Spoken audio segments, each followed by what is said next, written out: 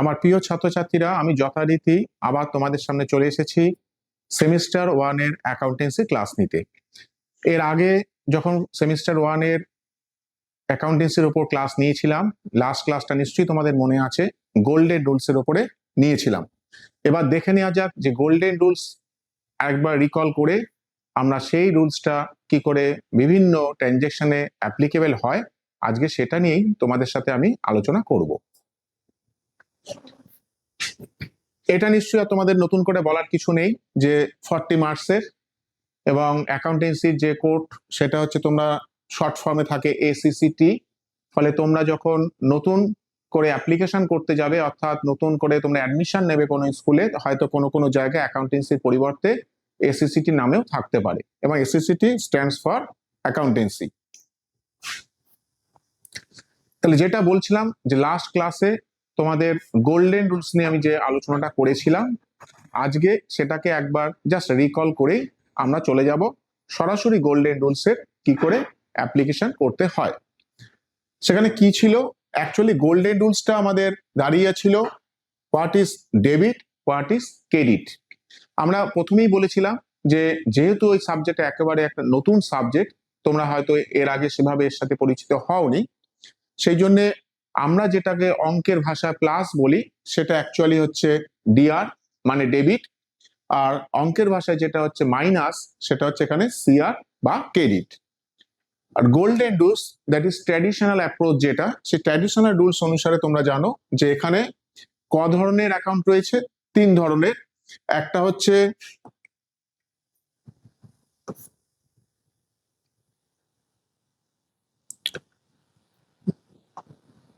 Personal account, আগের দিন এটা তোমাদের সাথে আমি আলোচনা করেছিলাম। সেখানে ডেবিট ক্রেডিটের রুলসটা কি বলা ছিল, রিসিভার অফ বেনিফিট, অর্থাৎ যে সুবিধা পাচ্ছে সে হবে ডেবিট, গিভার অফ বেনিফিট অর্থাৎ যে সুবিধা প্রদান করবে সে হবে সিআর বা ক্রেডিট। আর একটা অ্যাকাউন্ট কি ছিল, রিয়েল অ্যাকাউন্ট। রিয়েল অ্যাকাউন্টে আমি বলেছিলাম কি এটা কোনো রিলেটেড টু অ্যাসেট। এক্ষেত্রে ডেবিট ক্রেডিটের রুলসটা কি ছিল, হোয়াট কামস ইন, অর্থাৎ যে অ্যাসেটটা তোমার কাছে আসছে সেটা হয়ে যাবে ডেবিট, হোয়াট গোস আউট, যেটা তোমার কাছ থেকে চলে যাবে, অর্থাৎ যে সম্পত্তিটা বা যে অ্যাসেটটা তোমার কাছ থেকে চলে যাবে সেটা হবে সিআর বা ক্রেডিট। এছাড়া আরেকটা অ্যাকাউন্টও ছিল, সেটা হচ্ছে নমিনাল অ্যাকাউন্ট। নমিনাল অ্যাকাউন্ট মানে যেখানে আমাদের এক্সপেন্সেস, লসেস, ইনকাম, গেইনস এইগুলো নিয়ে আলোচনা করা হয়। সেক্ষেত্রে রুলসটা কি ছিল, অল এক্সপেন্সেস অ্যান্ড লসেস আর ডেবিট, অর্থাৎ যখন লস হবে, এক্সপেন্সেস বা খরচ হবে, তখন সেটাকে আমরা ডিআর করব মানে ডেবিট করব। ইনকামস অ্যান্ড গেইন যখন আয় বোঝাবে তখন সেটাকে আমরা করে দেব সিআর। এই যে গোল্ডেন রুলস, এই গোল্ডেন রুলসটাই আজ আমি বিভিন্ন ট্রানজ্যাকশনে কি করে অ্যাকাউন্ট নির্ধারণ করতে হয়, সেটা ডেবিট হবে না ক্রেডিট হবে, এই ধরনের কিছু আলোচনা তোমাদের সাথে করব।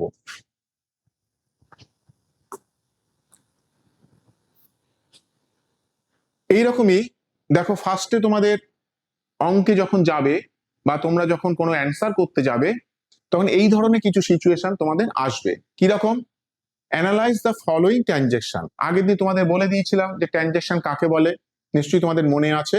এখানে যে 1, 2, 3 এইরকম বেশ কিছু ট্রানজ্যাকশনে তোমাদের এক্সাম্পল দেওয়া আছে। কি করতে হবে, state the nature of accounts, অর্থাৎ এই যে এখান থেকে যে আমি অ্যাকাউন্ট গুলো পাবো সেই অ্যাকাউন্টস গুলোর নেচারটা কি, and state which account will be debited and which account will be credited according to golden rules, অর্থাৎ যে অ্যাকাউন্টটা আমরা এখান থেকে পাচ্ছি সেই অ্যাকাউন্টগুলোর নেচার অনুযায়ী সেটাকে কোনটা পার্সোনাল অ্যাকাউন্ট হবে, কোনটা নমিনাল হবে বা কোনটা রিয়েল অ্যাকাউন্ট হবে, শুধু তাই না তার সাথে কোনটা ডেবিট হবে কোনটা ক্রেডিট হবে তোমাদের সেটা লিখতে হবে। যদিও তোমাদের ফার্স্ট সেমিস্টার এমসিকিউ, কিন্তু এমসিকিউতে তোমাদের অপশন দেওয়া থাকবে, তোমরা নিশ্চয়ই প্রথম ক্লাসে শুনেছো বা আমি আলোচনা করেছি তোমাদের সাথে। সেখানে বলেছিলাম কি 4টে অপশন থাকবে, তার মধ্যে যে কোনো যেটা সঠিক সেটাকে তোমাকে বোল্ড করতে হবে, অর্থাৎ যে সার্কেল থাকবে সেটাকে তুমি ডার্ক করছো।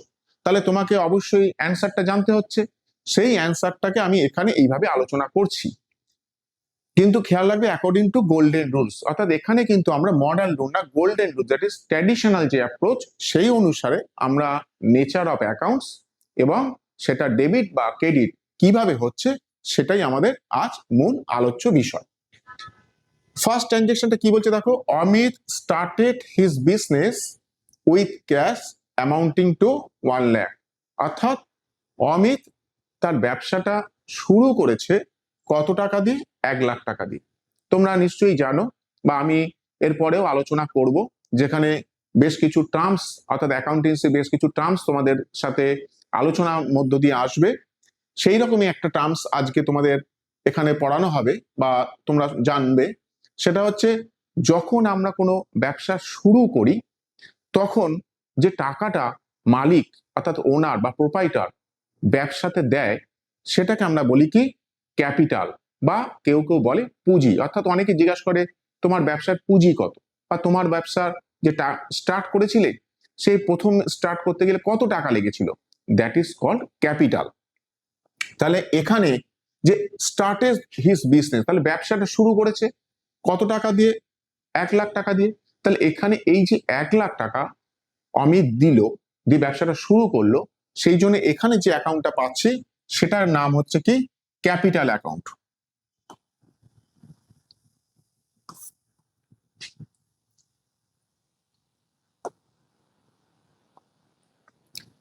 তাহলে একটা পাচ্ছি আমি ক্যাপিটাল অ্যাকাউন্ট, আর আগের দিন তোমাদের আমি বলেছিলাম অ্যাকাউন্ট যখন আমরা অঙ্কে অ্যাপ্লাই করব তখন আর ACCOUNT পুরো না লিখে আমরা A/C লিখবো। তাহলে যেহেতু বিজনেসটা স্টার্ট হয়েছিল একটা টাকা দিয়ে, সেখানে যে টাকাটা দিয়ে স্টার্ট হলো ব্যবসাটা তাকে আমরা কি বলছি? ক্যাপিটাল বা মূলধন, বা অনেকে বলছে পুঁজি। আর কি দিয়ে ব্যবসাটা শুরু হয়েছিল? ক্যাশ দিয়ে। তাহলে এখানে আরেকটা কি অ্যাকাউন্ট পাচ্ছি? Cash account. এখন এই দুটোর মধ্যে এদের নেচারটা কি, অর্থাৎ এরা কোন অ্যাকাউন্টের মধ্যে পড়বে? এটা কি রিয়েল নাকি নমিনাল নাকি পার্সোনাল, সেটা একটু দেখে নেওয়া যাক। ক্যাশ অ্যাকাউন্ট তোমরা আগের দিন যখন আমি আলোচনা করেছিলাম নিশ্চয়ই বলেছিলাম এর নেচার অনুযায়ী এটা কি হচ্ছে? রিয়েল, অর্থাৎ সম্পত্তি। গোল্ডেন রুলস অনুসারে রিয়েল কোনটা ডেবিট হয় কোনটা ক্রেডিট হয়? এখানে দেখো ক্যাশটা ব্যবসাতে সে দিচ্ছে, অর্থাৎ ব্যবসাতে আসছে। তাহলে এখানে কি হচ্ছে? হোয়াট কামস ইন, অর্থাৎ যখন আমরা রিয়েল অ্যাকাউন্টে যাচ্ছি তখন ডেবিট হচ্ছে কেন? কারণ এটা আসছে, অর্থাৎ হোয়াট কামস ইন। তাহলে এক্ষেত্রে রিজনটা কি হচ্ছে? কামস ইন, অর্থাৎ টাকাটা আসলো। তাহলে এটা কি হবে? নিশ্চয়ই ডিআর বা ডেবিট হবে। ক্যাপিটাল, ক্যাপিটালটা কি? ক্যাপিটালটা তোমরা জানো পার্সোনাল।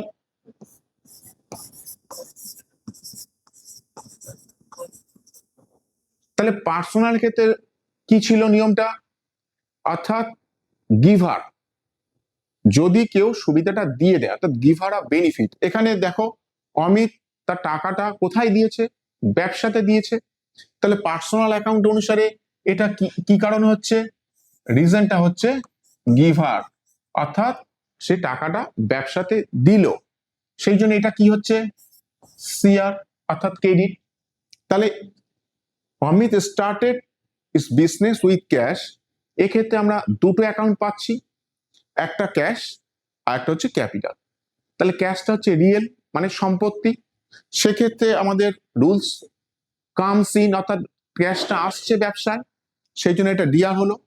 আর ক্যাপিটাল এটা পার্সোনাল অ্যাকাউন্ট, এক্ষেত্রে নিয়মটা কি? বেনিফিট, অর্থাৎ গিভার, বেনিফিটটা যে দিয়ে দিচ্ছে অর্থাৎ গিভার অফ বেনিফিট, তাহলে বেনিফিটটা যেখানে দেওয়া হচ্ছে সেই জন্য গিভার, একের জন্য এটা হয়ে যাচ্ছে সিআর বা ক্রেডিট। নেক্সট ট্রানজেকশন কি বলছে দেখো, পারচেস গুডস ফর ক্যাশ, অর্থাৎ বাংলাটা কিরকম? পণ্য নগদে কেনা হলো।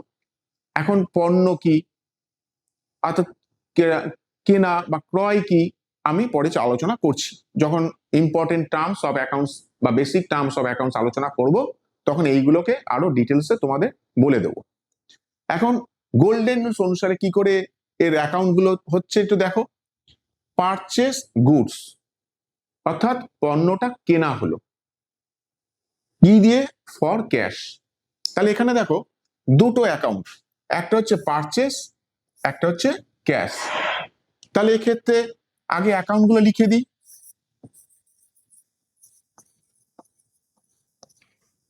তাহলে একটা পাচ্ছি পারচেস আর একটা পাচ্ছি কি? ক্যাশ। তাহলে দুটো অ্যাকাউন্ট পেলাম। এবার এদের নেচারটা কি? নেচার ওয়াইজ এটা কোন ক্যাটাগরিতে পড়ছে? ক্যাশ আমি আগেই আলোচনা করে দিয়েছি। ক্যাশটা কি? Real account. তাহলে ক্যাশটা আমি জানি, আগে আমি ক্যাশটা বসিয়ে দিই। তাহলে ক্যাশ হচ্ছে কি? রিয়েল। রিয়েলের কি গোল্ডেন রুলস ছিল? এটা ডেবিট হবে না ক্রেডিট হবে? দেখো এখানে ক্যাশটা চলে যাচ্ছে, কারণ তুমি জিনিসটা কিনেছো ফর ক্যাশ। তাহলে জিনিসটা আসলো, ক্যাশটা বা নগদ টাকাটা চলে গেল। তাহলে ক্যাশটা যেহেতু চলে যাচ্ছে, ক্যাশ রিয়েল অ্যাকাউন্ট অনুসারে এখানে কেন হচ্ছে ক্রেডিট? কারণ এটা হচ্ছে গোস আউট, অর্থাৎ সেই জন্য এটা কি হলো? সিআর হয়ে গেল, কারণ টাকাটা চলে যাচ্ছে, সেই জন্য এটা CR as per real account. এবার এসো পারচেস। পারচেসটা কি? পারচেসটা এক্ষেত্রে হয়ে যাচ্ছে এক্সপেন্সেস, কারণ এটা একটা নমিনাল অ্যাকাউন্ট। নমিনাল অ্যাকাউন্টের ক্ষেত্রে ডেবিট ক্রেডিটের রুলসটা কি ছিল একটু আমরা মনে করি। তাহলে নমিনালের ক্ষেত্রে কি বলা হয়েছিল? এক্সপেন্সেস, লসেস আর ডেবিট। দেখো পারচেস, তুমি তো কিছু কিনছো, তার জন্য তোমার কাছে টাকাটা খরচ হয়ে গেল। তাহলে এক্সপেন্সেস এক্ষেত্রে হচ্ছে পারচেস, সেই জন্য এক্ষেত্রে রিজনটা হচ্ছে কি? এটা রিজন হয়ে যাচ্ছে নমিনাল অ্যাকাউন্ট অনুসারে এক্সপেন্সেস অর্থাৎ খরচ। তাহলে এক্ষেত্রে কি হবে? Expenses, all expenses and losses আর ডেবিট। এই রুলস অনুসারে অর্থাৎ গোল্ডেন রুলস অনুসারে তাহলে পারচেস নমিনাল অ্যাকাউন্ট, এটা কি হচ্ছে? খরচ বা এক্সপেন্সেস, সেই জন্য এটা হলো ডিআর। ক্যাশ রিয়েল অ্যাকাউন্ট, ক্যাশটা তোমার কাছ থেকে চলে যাচ্ছে, কেন তুমি তো জিনিসটা কিনেছো, তার পরিবর্তে নগদ টাকা দিয়েছো কাউকে। তাহলে ক্যাশ এক্ষেত্রে real account as per golden rules goes out, that is credit. Next transaction কি বলছে? Purchase goods from Asit ₹30,000। আচ্ছা এখানে অ্যামাউন্ট গুলো আমি লিখছি না, এগুলো তোমাদের যখন পরবর্তীকালে তোমাদের সিলেবাসে আছে জার্নাল, তখন আমি এই অ্যামাউন্ট কি কাজে লাগে, কোথায় সেটাকে পোস্টিং করতে হয় আমি তোমাদের দেখিয়ে দেবো। পারচেস গুডস ফ্রম অসিত, তাহলে অসিতের কাছ থেকে তুমি 30,000 টাকার পণ্য কিনেছো। তাহলে এখানে অ্যাকাউন্ট গুলো কি কি, তাদের নামগুলো একটু দেখে নেওয়া যাক। একটা হচ্ছে পারচেস, আর একটা কি হচ্ছে? কার কাছ থেকে কিনেছো? অসিত। দেখো এখানে কিন্তু ক্যাশ বলা নেই, তার মানে অসিতের কাছ থেকে তুমি বাকিতে কিনেছো। তাহলে এক্ষেত্রে দুটো অ্যাকাউন্ট আমরা পাচ্ছি। একটা কি পাচ্ছি? পারচেস, আর একটা কি? অসিত। এবার দেখে নেওয়া যাক এরা কোন ক্লাসিফিকেশন অফ অ্যাকাউন্টস এর মধ্যে পড়ছে। পারচেস আগেই আলোচনা করে দিয়েছি, এটা হচ্ছে নমিনাল অ্যাকাউন্ট।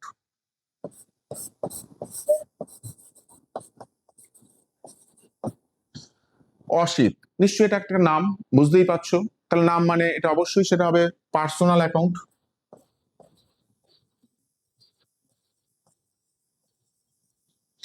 এবারে অ্যাজ পার গোল্ডেন রুলস দেখে নেওয়া যাক, ডেবিট হবে না ক্রেডিট হবে। যদি আমরা পারচেস ভাবি, তাহলে এক্ষেত্রে কি হচ্ছে? এক্সপেন্সেস, কারণ নমিনাল অ্যাকাউন্টের খরচ যদি হয় তাহলে সেটা হয়ে যায় ডেবিট। তাহলে পারচেস এক্ষেত্রে এক্সপেন্সেস,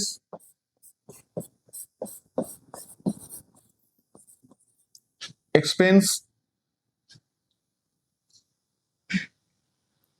এটাকে হয়ে যাচ্ছে ডিআর। অসিত পার্সোনাল অ্যাকাউন্ট, দেখো কার কাছ থেকে আসছে?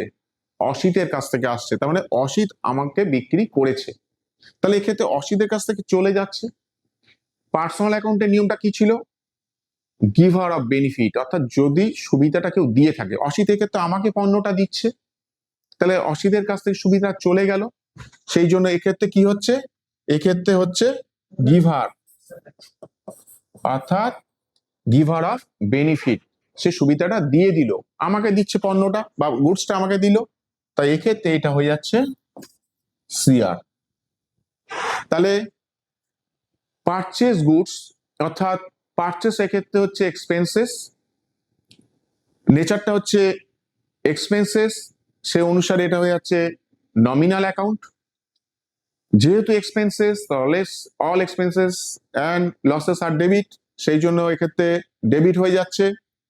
অসিত অবশ্যই একটা নাম বোঝাচ্ছে, তাহলে এটা একটা পার্সোনাল অ্যাকাউন্ট। পার্সোনাল অনুসারে এখানে কি না, সে দিয়ে দিচ্ছে পণ্যটা বা গুডসটা দিয়ে দিচ্ছে আমাকে, সেই জন্য এটা হয়ে যাচ্ছে গিভার অফ বেনিফিট, সেই জন্য এটা হয়ে যাচ্ছে সিআর।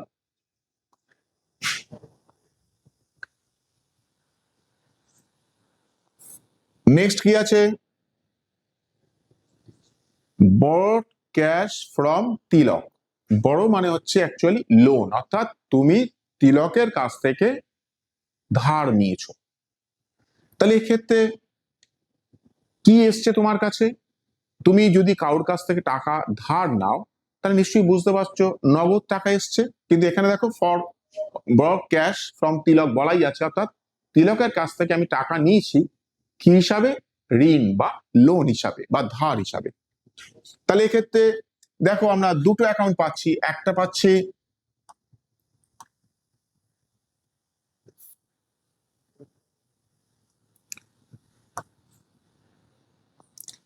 তাহলে এক্ষেত্রে একটা অ্যাকাউন্ট পাচ্ছি কি ক্যাশ, আর একটা অ্যাকাউন্ট দেখো আমরা পাচ্ছি কি তিলক, কিন্তু তিলকের কাছ থেকে আমি কি হিসাবে টাকাটা নিয়েছি, তিলকের কাছ থেকে আমি কিন্তু লোন বা ঋণ হিসাবে নিয়েছি।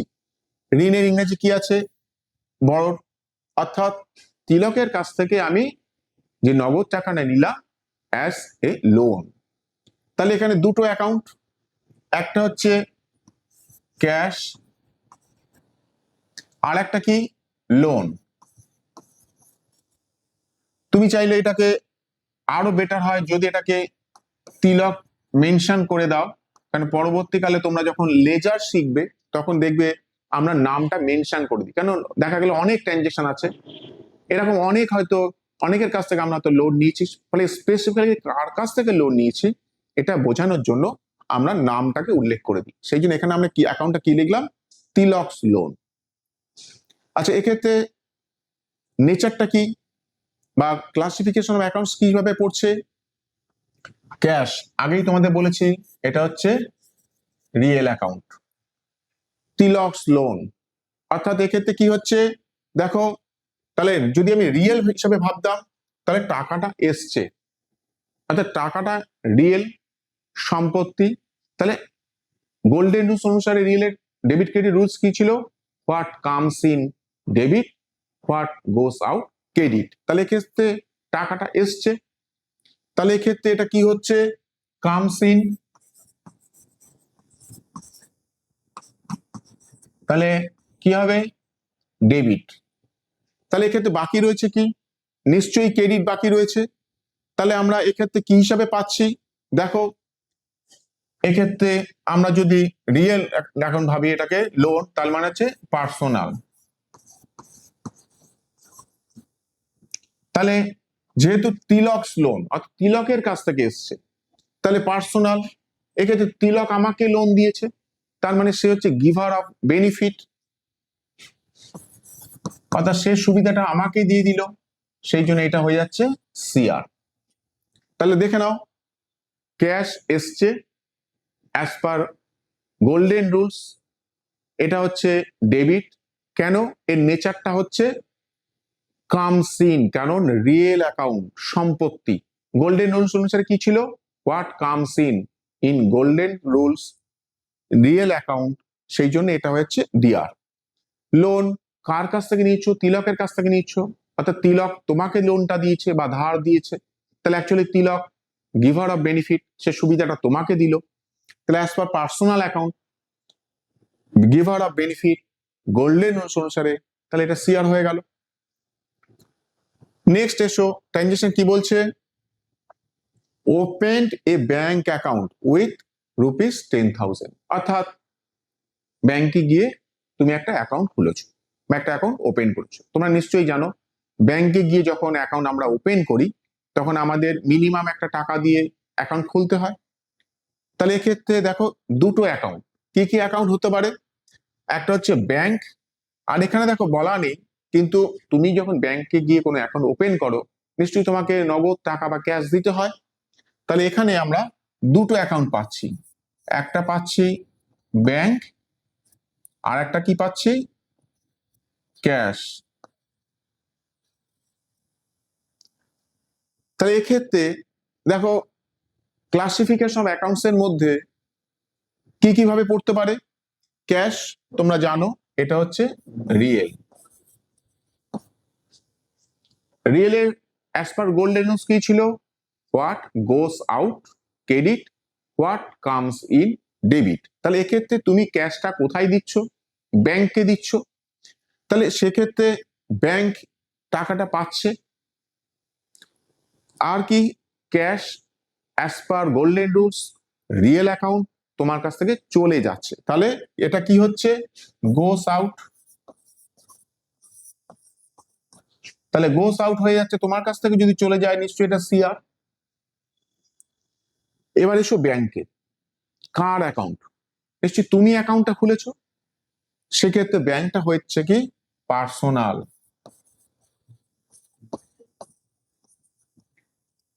টাকাটা পেলো কে? তোমার কাছ থেকে ব্যাংক পেলো। তাহলে এক্ষেত্রে ব্যাংক হচ্ছে রিসিভার অফ বেনিফিট, অর্থাৎ সুবিধাটা পেয়েছে, সেই জন্য এখানে আমরা লিখে দিচ্ছি রিসিভার। তাহলে as per golden rules personal account, receiver of benefit credit, giver sorry receiver, এক্ষেত্রে রিসিভার হচ্ছে benefit debit, giver of benefit credit. কিন্তু এখানে কি হচ্ছে? রিসিভ করেছে, কারণ ব্যাংক টাকাটা আমার কাছ থেকে পেয়েছে, সেই জন্য রিসিভার অফ বেনিফিট। তাই এটা কি হচ্ছে? ডিআর। তাহলে দেখো দুটো অ্যাকাউন্ট, একটা ব্যাংক, ক্যাশটা এখানে উজ্জ্বল হয়েছে, অর্থাৎ ক্যাশটা এখানে বলে দেওয়া নেই, কিন্তু আমরা জানি ব্যাংকে অ্যাকাউন্ট খুলতে গেলে আমাদের নগদ টাকা দিয়েই খুলতে হয়। তাহলে টাকাটা চলে গেছে আমার কাছ থেকে, যেহেতু রিয়েল অ্যাকাউন্ট টাকাটা চলে যাচ্ছে মানে গোস আউট, সেক্ষেত্রে হয়ে যাচ্ছে সিআর। কোথায় গেছে টাকাটা? অর্থাৎ আমরা ব্যাংকে দিয়ে টাকাটা দিয়ে অ্যাকাউন্ট খুলেছি, তাহলে ব্যাংক টাকাটা পেয়েছে। কার অ্যাকাউন্ট? নিশ্চয়ই আমার অ্যাকাউন্ট, তাহলে এটা পার্সোনাল। কি ছিল? অ্যাজ পার গোল্ডেন রুলস যদি পার্সোনাল অ্যাকাউন্ট হয় রিসিভার অফ বেনিফিট ডেবিট, তাহলে এক্ষেত্রে ব্যাংক টাকাটা পেয়েছে তাই রিসিভ করছে, রিসিভার, সেই জন্য হচ্ছে ডিআর বা ডেবিট। নেক্সট ট্রানজাকশন কি বলছে? Sold goods for cash to Rani. রানীকে তুমি বিক্রি করছো নগদে। তাহলে এক্ষেত্রে দেখো সহজ ভাষায় হয়তো আমরা দেখতে পাচ্ছি এখানে একটা ক্যাশ, একটা রানী, একটা হচ্ছে সোল্ড, কিন্তু যেহেতু ডবল এন্ট্রি সিস্টেম এখানে আমাদের দুটো দিকই থাকে, একটা ডিআর মানে ডেবিট আর একটা হচ্ছে সিআর বা ক্রেডিট। কিন্তু এখানে দেখো সোল্ড গুডস ফর ক্যাশ, আমরা নগদে বিক্রি করেছি। তাহলে এক্ষেত্রে রানীকে বিক্রি করি বা অন্য কাউকে বিক্রি করি সেটা কিন্তু ফ্যাক্টর নয়, আমরা বিক্রি করেছি তার বিনিময়ে আমাদের কাছে টাকা এসছে। ফলে সেক্ষেত্রে আমরা এখানে কিন্তু রানীকে অ্যাকাউন্ট হিসাবে ভাববো না। তাহলে কটা অ্যাকাউন্ট পড়ে থাকলো? একটা ক্যাশ, আর একটা কি আছে? সোল্ড। তাহলে এক্ষেত্রে অ্যাকাউন্টে যখন হয়ে যাবে আমরা লিখবো সেলস। এবার এসো ক্যাশ। ক্যাশটা কি ছিল? বহুবার বলেছি ক্যাশ হচ্ছে রিয়েল অ্যাকাউন্ট। রিয়েল অ্যাকাউন্ট অনুসারে কি ছিল? হোয়াট কামস ইন, যেটা তোমার কাছে আসছে সেটা কি হবে? ডেবিট। তুমি রানীকে বিক্রি করেছো, তার জন্য রানী তোমাকে কি দিয়েছে? নগদ টাকা দিয়েছে, অর্থাৎ ক্যাশ এসছে। তাহলে এক্ষেত্রে ক্যাশ যেহেতু এসছে তাহলে এটা হচ্ছে কামস ইন, তাহলে অবশ্যই সেটা ডিআর। এবার এসো সেলস। নিশ্চয়ই তোমাদের মনে আছে যখন পারচেস বলেছিলাম কি অ্যাকাউন্ট বলেছিলাম, আমরা বলেছিলাম নমিনাল অ্যাকাউন্ট। তাহলে সেলসও অবশ্যই নমিনাল অ্যাকাউন্ট।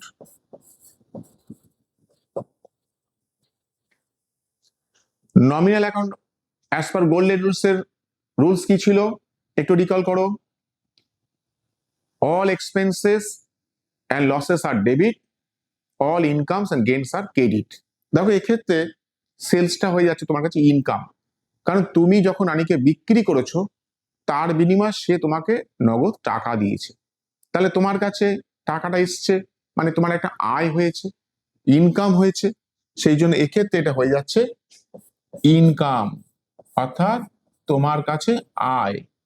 তাহলে as per golden rules all incomes and gains আর ক্রেডিট, সেই জন্য সেলস এখানে হয়ে যাচ্ছে সিআর বা ক্রেডিট।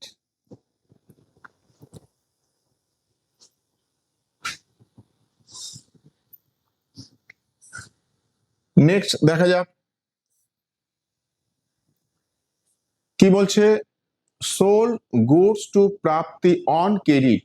দেখো এখানে অন ক্রেডিট বলা আছে, অর্থাৎ বলে দিচ্ছে তুমি প্রাপ্তিকে বাকিতে বিক্রি করেছো। এখানে কিন্তু মনে রাখবে ক্রেডিট অন ক্রেডিট মানে বাকিতে, অর্থাৎ আমরা কিনি বা বিক্রি করি দুভাবে হতে পারে, একটা হচ্ছে ক্যাশ, একটা হচ্ছে অন ক্রেডিট অর্থাৎ নগদে এবং বাকিতে। আগেরটা যেমন ছিল goods sold to Rani for cash, অর্থাৎ রানীকে বিক্রি করেছি কিন্তু নগদে, কিন্তু এখানে বলছে দেখো sold goods to Prapti on credit, অর্থাৎ প্রাপ্তিকে আমি বাকিতে বিক্রি করলাম, তাহলে কি টাকা পেলাম? নিশ্চয়ই টাকা এখনো পাইনি। তাহলে এক্ষেত্রে আমাদের অ্যাকাউন্ট গুলো কি কি একটু দেখে নেওয়া যাক।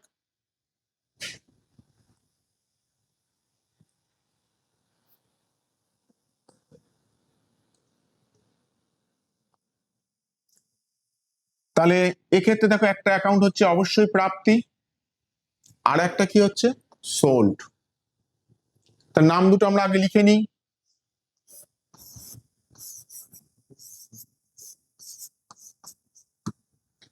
সোল্ড আমি কি বললাম, যখন আমরা অ্যাকাউন্টটা লিখছি তখন কি লিখছি সেলস। এবার এসো ক্লাসিফিকেশন অ্যাকাউন্টস কোন ক্যাটাগরিতে পড়ছে, প্রাপ্তি, নিশ্চয়ই বুঝতে পারছো এটা একটা নাম, তাহলে অবশ্যই এটা হয়ে যাচ্ছে personal. As per golden rules এর পার্সোনাল অ্যাকাউন্টে কি ছিল, ডেবিট ক্রেডিটের rules, receiver of benefit debit, giver of benefit credit.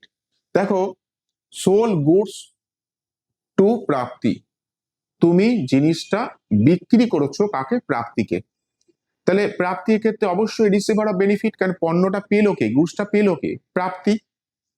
তাহলে এক্ষেত্রে পার্সোনাল অ্যাকাউন্টের এই হচ্ছে অ্যাকচুয়ালি রিসিভার। তাহলে রিসিভার অফ বেনিফিট অবশ্যই dear as per golden rules sales. আগেই আমরা আলোচনা করেছি এটা কি নমিনাল অ্যাকাউন্ট।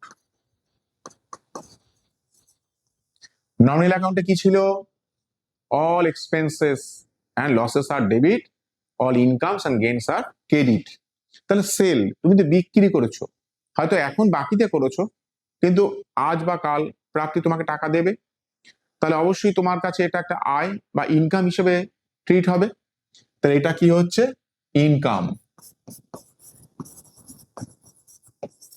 অবশ্যই তাহলে এটা কি হচ্ছে as per golden rules all incomes and gains আর ক্রেডিট, সেক্ষেত্রে ইনকাম, তাহলে এক্ষেত্রে হয়ে গেল কি সিআর বা ক্রেডিট।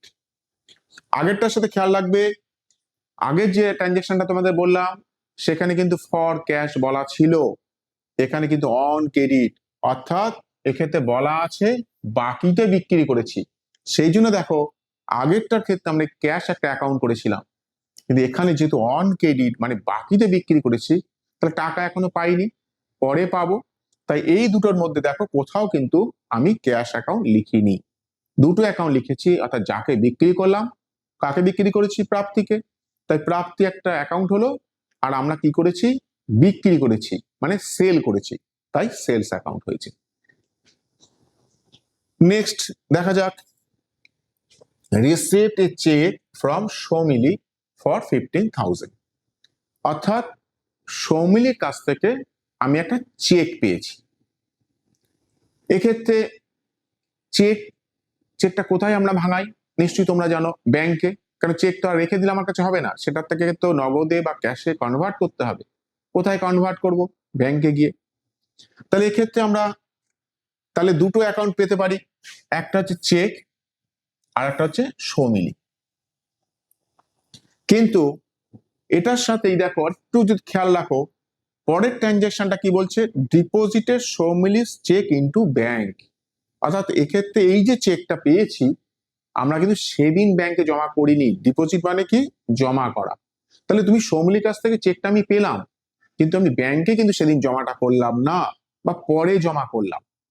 তাহলে এক্ষেত্রে চেক কিন্তু আমি আর ব্যাংক হিসেবে লিখবো না, এখানে আমি লিখে দেব ক্যাশ। পরে যখন এই চেকটা আমি ব্যাংকে জমা দেব, তখন চেক জায়গায় হয়ে যাবে ব্যাংক। তাহলে এক্ষেত্রে চেকের জায়গায় আমরা ব্যাংক না লিখে লিখছি কি? ক্যাশ। আর কার কাছ থেকে পেয়েছি? বলা আছে সৌমিলির কাছ থেকে পেয়েছি। তাহলে দুটো অ্যাকাউন্ট, একটা হচ্ছে ক্যাশ, একটা হচ্ছে সৌমিলি। ক্যাশ তোমাদের অনেকবারই বলেছি, এটা হচ্ছে কি? রিয়েল। তুমি পেয়েছো, চেক পেয়েছো, তাহলে অ্যাজ পার গোল্ডেন রুলস এটা কি হচ্ছে? হোয়াট কামস ইন, অর্থাৎ চেকটা তোমার কাছে এসছে। তাহলে আমরা কি করছি? এটা কারণটা বা রিজনটা কি হচ্ছে? কামস ইন, অর্থাৎ আসলো। তাহলে কি হলো? ডিয়ার সৌমিলি, একটা নাম নিশ্চয়ই বুঝতে পারছো। তাহলে এটা কি হবে? অবশ্যই পার্সোনাল।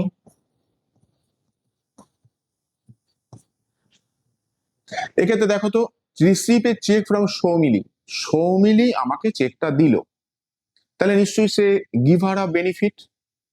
পার্সোনাল অ্যাকাউন্টে receiver of benefit dear, giver of benefit CR বা ক্রেডিট। তাহলে এক্ষেত্রে সৌমিলি চেকটা আমাকে দিয়েছে, তার মানে সৌমিলির কাছ থেকে চেকটা চলে গেল, তাহলে এক্ষেত্রে সে তার বেনিফিটটাকে ছেড়ে দিচ্ছে, তাহলে সেক্ষেত্রে হয়ে যাচ্ছে গিভার, কারণ সে আমাকে চেকটা দিয়েছে। তাই এক্ষেত্রে অ্যাজ পার গোল্ডেন রুলস এটা হয়ে যাচ্ছে সিআর। নেক্সট যেটা বলছে, ডিপোজিটেড সৌমিলিস চেক ইনটু ব্যাংক, অর্থাৎ যে চেকটা তুমি এখানে ক্যাশ হিসাবে রেখে দিলে, অর্থাৎ তোমার কাছে চেকটা রেখে দিলে, এবার তুমি সেই চেকটা ব্যাংকে গিয়ে জমা দিচ্ছ। তাহলে আলটিমেটলি তোমার কাছে যে চেকটা ছিল, যেটা তোমার কাছে অ্যাকচুয়ালি ক্যাশ হিসাবে রয়েছে, তা সেটা চলে যাবে। কোথায় যাবে? ব্যাংকে যাবে। তাহলে আমাদের দুটো অ্যাকাউন্ট আমরা পাচ্ছি, একটা হচ্ছে ব্যাংক, তাহলে আর আগের দিনের যে ক্যাশটা ছিল, অর্থাৎ যে চেকটা আমার কাছে রয়েছিল, সেই চেক বা ক্যাশটা আমি এবার ব্যাংকে পাঠিয়ে দিচ্ছি।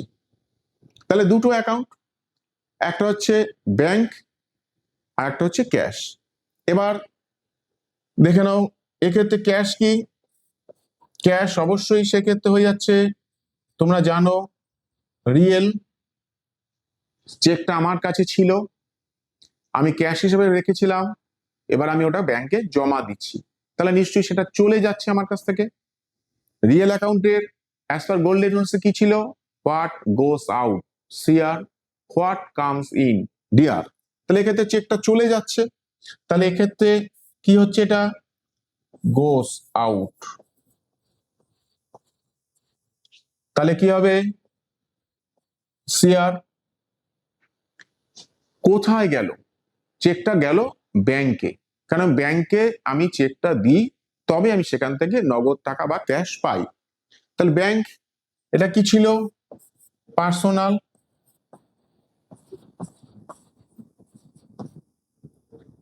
পার্সোনাল কি ছিল? As per golden rules receiver of benefit DR, giver of benefit CR. তাহলে এক্ষেত্রে আমরা চেকটা নিয়ে গিয়ে দিলাম কাকে? ব্যাংকে। তাহলে ব্যাংক পেয়েছে, রিসিভ করেছে, সেই জন্য এটা হয়ে যাচ্ছে রিসিভার। তাহলে এটা কি হবে? As per golden rules DR বা ডেবিট। এইরকম যখন ট্রানজেকশন গুলো তোমরা পরে পাবে, খুব কনসিয়াসলি খেয়াল করবে চেকটা সেদিনই ব্যাংকে দিলাম নাকি পরে ব্যাংকে পাঠাচ্ছি, সেই অনুসারে কিন্তু এটা কখনো ব্যাংক হচ্ছে, কখনো এখানে কিন্তু ক্যাশ হচ্ছে। এটা একটু মাইনরলি খেয়াল করবে এবং মনেও রাখবে। নেক্সট কি আছে দেখা যাক। কি বলছে, withdraw cash from bank for office use. Withdraw মানে হচ্ছে তোলা, অর্থাৎ আমরা ব্যাংক থেকে টাকাটা তুলছি অফিসের ব্যবহারের জন্য। তাহলে তুমি যখন ব্যাংকে গেলে, ব্যাংকে গিয়ে টাকাটা তুললে, তোমার কাছে এসছে কি? নিশ্চয়ই টাকা এসছে, মানে ক্যাশ। কোথা থেকে এসছে? ব্যাংক থেকে এসছে। তাহলে এক্ষেত্রে আমাদের অ্যাকাউন্ট গুলো কি কি হতে পারে? একটা ক্যাশ,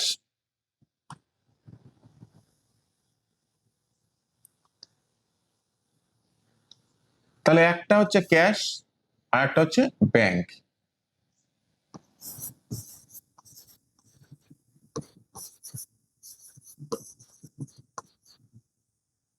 এবার আমরা ক্লাসিফিকেশন অফ অ্যাকাউন্টস এর কোন ক্যাটাগরিতে পড়ছে? ক্যাশ তোমরা বহুবার শুনেছ, এটা হচ্ছে রিয়েল। ব্যাংক কি?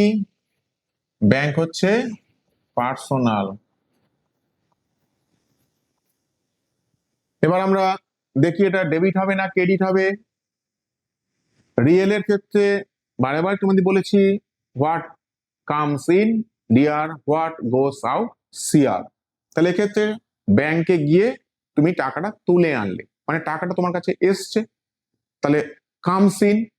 তাহলে এখানে আমরা রিজনটা লিখতে পারি এইভাবে, কামস ইন। তাহলে এটা কি হচ্ছে? ডিয়ার। পার্সোনাল অ্যাকাউন্ট, পার্সোনাল বারবার বলেছি, receiver of benefit dear, giver of benefit CR. টাকাটা তুমি ব্যাংক থেকে তুললে, তাহলে ব্যাংকের থেকে টাকাটা চলে যাচ্ছে, তাহলে এক্ষেত্রে ব্যাংক সুবিধাটা দিয়ে দিল, তাহলে এক্ষেত্রে এটা হয়ে যাচ্ছে গিভার অফ বেনিফিট। তাহলে অবশ্যই সেটা হয়ে যাচ্ছে সিআর। পরের ট্রানজেকশনটা একটু খেয়াল করে দেখো, withdraw cash from bank for personal use. দুটোর মধ্যে ডিফারেন্স খেয়াল করো। এটা বলা আছে কি অফিস ইউজ, এটা কি বলা আছে পার্সোনাল ইউজ। অর্থাৎ তুমি টাকাটা ব্যাংক থেকে তুলেছো কিন্তু নিজের ব্যবহারের জন্য। মনে রাখবে, যখন আমি পার্সোনাল ইউজ, প্রাইভেট ইউজ, অর্থাৎ ওনার বা প্রোপাইটার বা মালিকের নিজের ব্যবহারের জন্য টাকা তুলবে, তখন সেক্ষেত্রে অ্যাকাউন্টটার নাম কি হবে? ড্রয়িংস।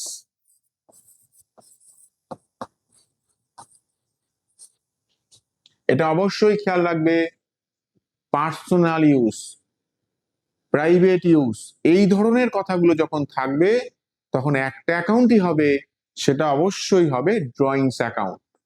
তাহলে আরেকটা অ্যাকাউন্ট কি? কোথা থেকে টাকাটা তুললে? নিশ্চয়ই বলা আছে ফ্রম ব্যাংক। তাহলে অবশ্যই আরেকটা অ্যাকাউন্ট আমরা লিখতে পারি ব্যাংক। এবার আমরা আসি ক্লাসিফিকেশন অফ অ্যাকাউন্টস এর মধ্যে কিভাবে পড়ছে। ব্যাংক আমাদের কি ছিল? ব্যাংক ছিল পার্সোনাল। তাহলে যেহেতু পার্সোনাল, তাহলে এটা বোঝা যাচ্ছে যে এক্ষেত্রে কি হচ্ছে, as per golden rules giver of benefit, কারণ ব্যাংক থেকে টাকাটা আমি তুলেছি, তাহলে ব্যাংক ক্ষেত্রে বেনিফিটটা আমাকে দিয়ে দিচ্ছে, তাহলে এক্ষেত্রে আমরা লিখতে পারি গিভার, অর্থাৎ অ্যাজ পার গোল্ডেন রুলস এটা হয়ে গেল সিআর। তাহলে আমাদের একটা সাইড খালি রয়েছে, কোনটা খালি রয়েছে? ভাবতে পারো ডিআর। তাহলে ডিআর কি হিসাবে বা ক্লাসিফিকেশন অ্যাকাউন্টস অনুসারে কিভাবে হচ্ছে, তুমি টাকাটা তুলে নিয়ে এসছো কিসের জন্য? এটা তুলেছো তুমি ব্যাংকের জন্য, অর্থাৎ তুমি নিজের ব্যবহার করছো ফর পার্সোনাল ইউজ।